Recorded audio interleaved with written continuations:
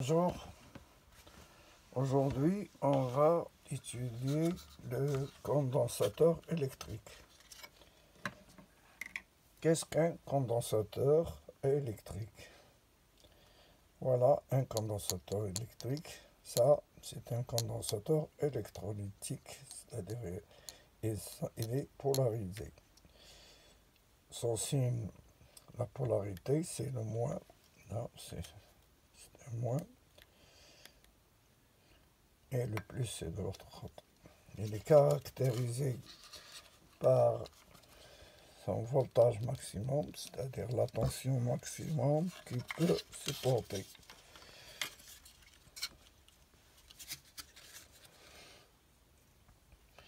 Voilà, là pour ce condensateur, il est 200 volts.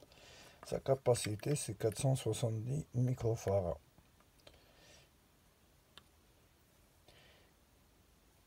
Là, ce condensateur, il ne faut pas dépasser les 200 volts moins 20%, c'est-à-dire 160. Il ne faut pas dépasser 160 volts. Sinon, il se claque. La même chose que là. Il y a aussi des condensateurs électrolytiques.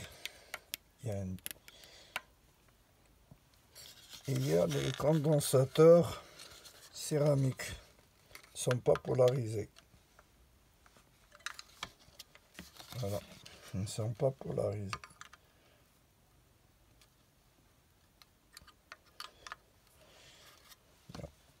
Il y a d'autres qui ne sont pas polarisés. Il y a un condensateur plat. Il y a une et un autre. Ils sont utilisés dans des alimentations à découpage, par exemple pour la télévision, ou bien on utilise des condensateurs pour, c'est-à-dire des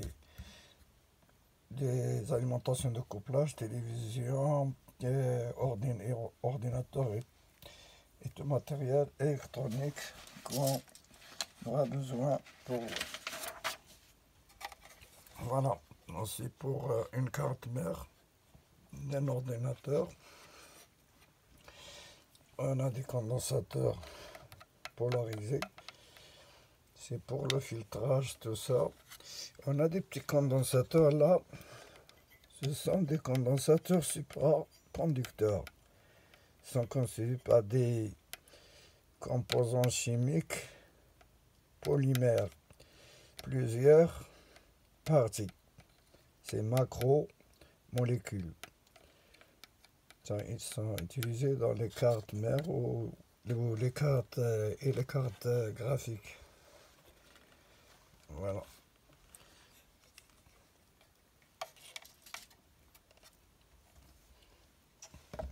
Comment on va fabriquer un condensateur? C'est très simple, dans sa forme la plus simple. Qu'est-ce qu'un condensateur? C'est la forme la plus simple. Un condensateur est constitué par des plaques métalliques. Voilà. Une autre plaque séparée par un isolant. Un isolant qui peut être le papier, le verre, le porcelaine, le mica, et ça dépend de la valeur de capacité et de la tension à utiliser.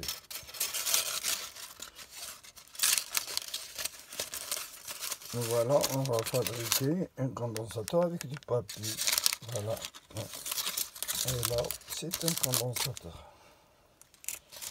Mais ce condensateur dépend de la surface de l'armature, on les appelle armature, et dépend de la nature de l'isolant, et inversement proportionnel à la distance entre les deux armatures. C'est-à-dire cette distance, il y a 0,1 mm par exemple,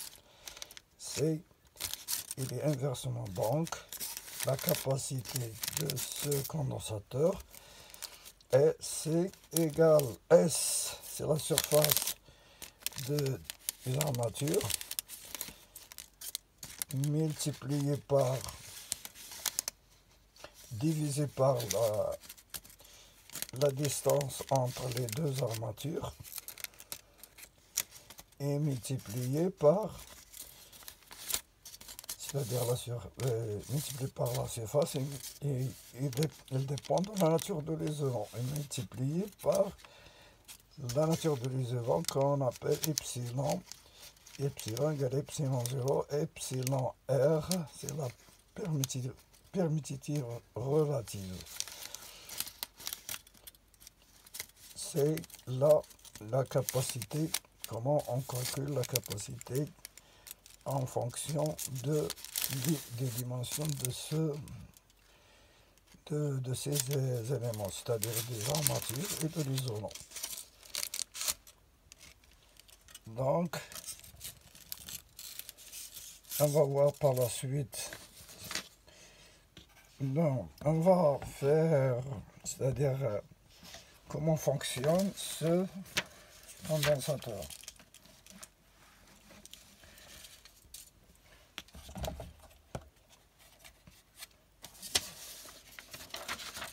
Comment fonctionne ce condensateur.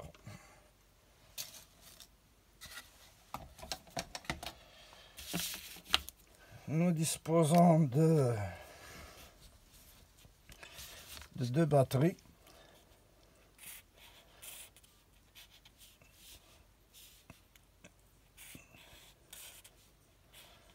Il y a un plus, il y a un moins et un plus.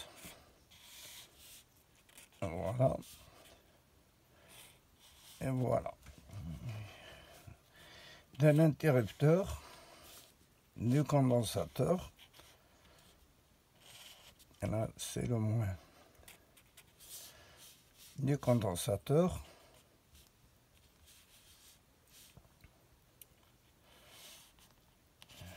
Voilà. Et là, on va brancher une diode, c'est-à-dire une lampe pour contrôler une diode.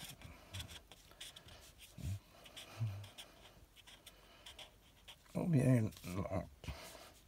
Là, c'est le plus du condensateur, c'est batterie.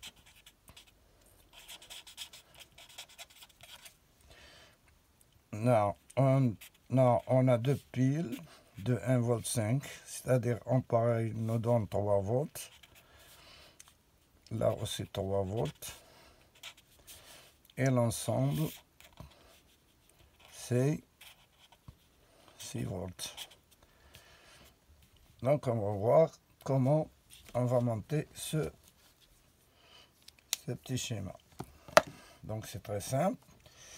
Nous disposons d'un condensateur.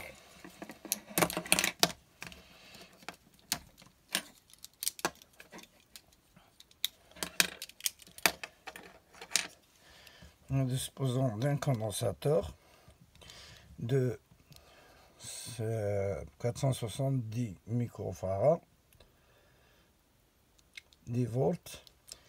On a dit que 10 volts, moins 1%, moins 2 volts, c'est 8. Il ne faut pas dépasser 8 volts pour ce condensateur, sinon il va claquer. Voilà notre condensateur là. Notre lampe.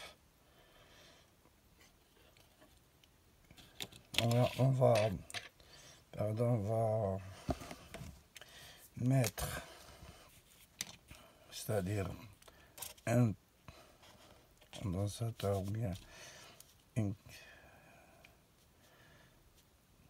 interrupteur K1, K2. Donc on a du condensateur, lampe, le plus toujours est là, plus de la lampe. Donc le moins, là c'est le moins de la batterie. et le moins. Alors on dit la batterie plus, et ça, et notre batterie, il y a le moins qui est là.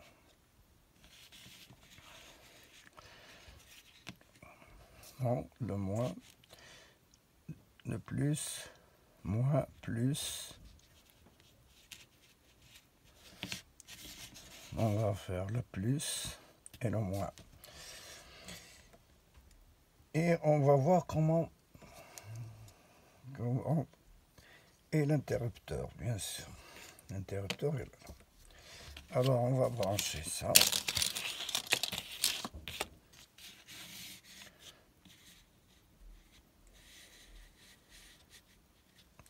Brancher.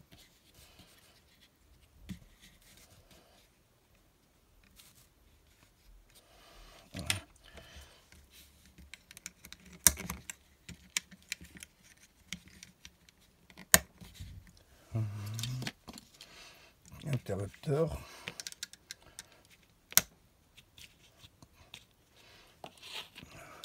Le condensateur, le plus, il y a plus de la batterie, l'interrupteur, à la sortie de l'interrupteur, le plus,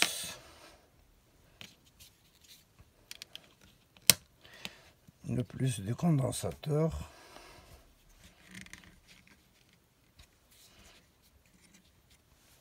la lampe, le plus de la lampe, voilà.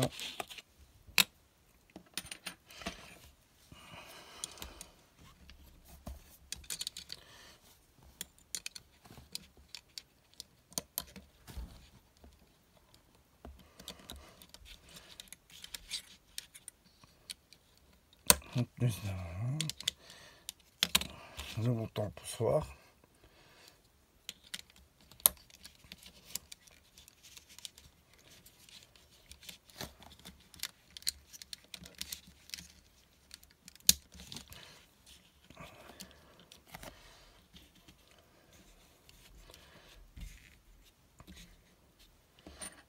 Et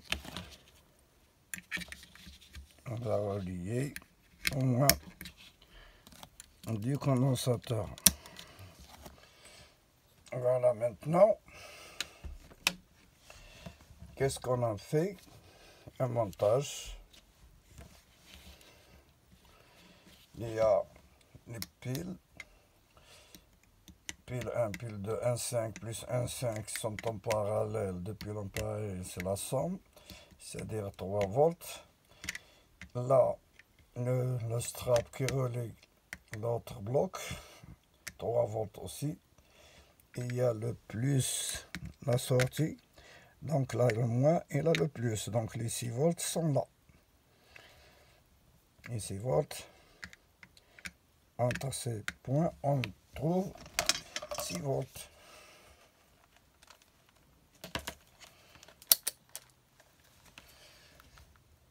Voilà.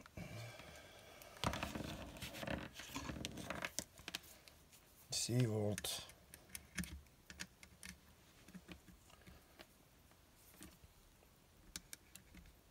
Il y a 6 volts. 6 volts de 27. Donc, on a les 6 volts. On a l'interrupteur. C'est-à-dire l'interrupteur. Là, on attaque le condensateur. Et on revient au moins de la batterie.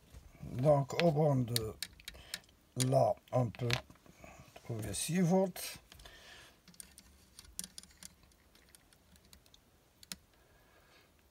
C'est-à-dire 6 volts quand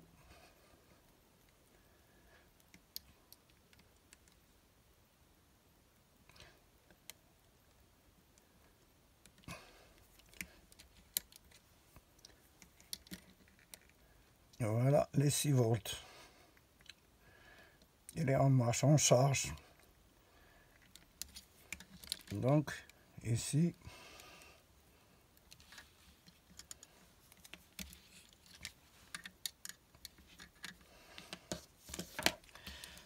on a mis l'interrupteur en marche. Voilà. Le condensateur se charge.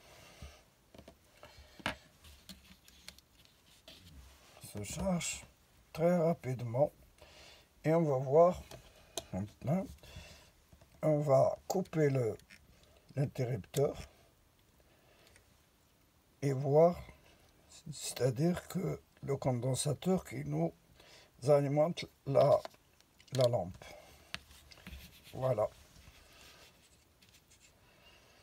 C'est très rapide, mais j'espère que vous allez voir Voilà. Voilà. Je répète. Charge. Condensateur se charge.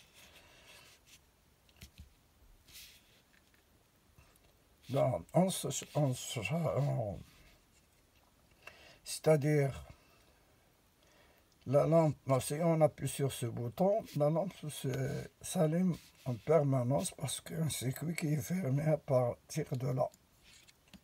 Même que le condensateur bloque. Là, et il y a un passage de courant vers le moins. Voilà, on va voir. Voilà la lampe en permanence. Quand on coupe l'interrupteur, voilà, on va voir même, on va voir là pour bien éclaircir, voilà, et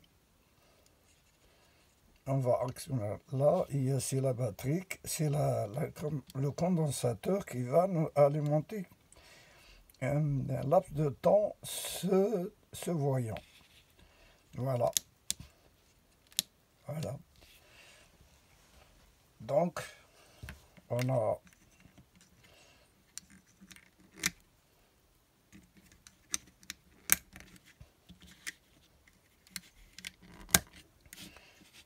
voilà comment fonctionne un condensateur.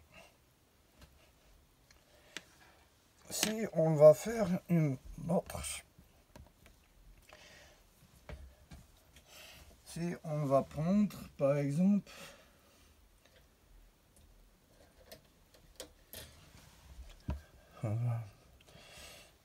une autre lampe,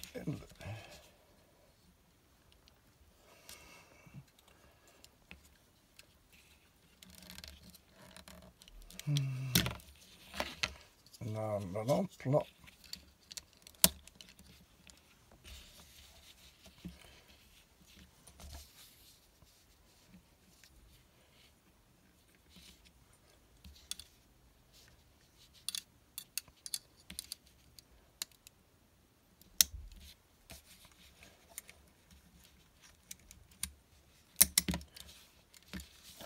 Voilà.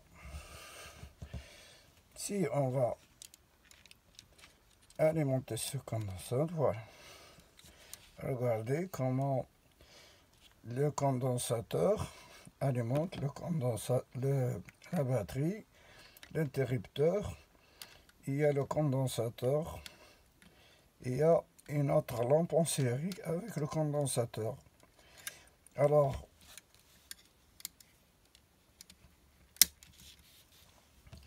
quand alors la lampe s'allume jusqu'à ce que le condensateur,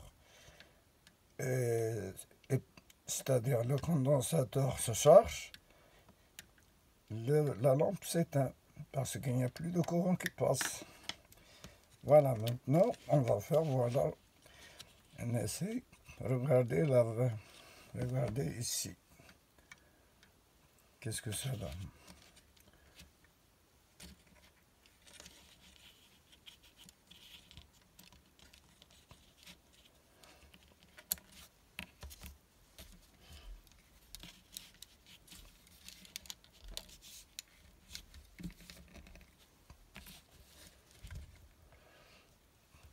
On va décharger le condensateur.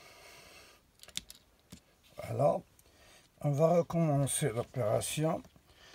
Dès que le condensateur se charge, c'est-à-dire au moment où on met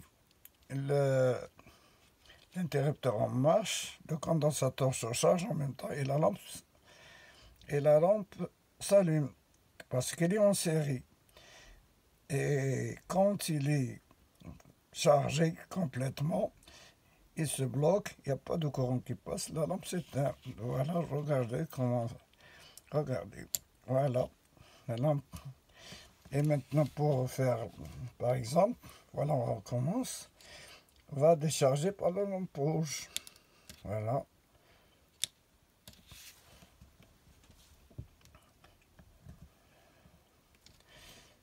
Et voilà, merci de votre attention et au revoir.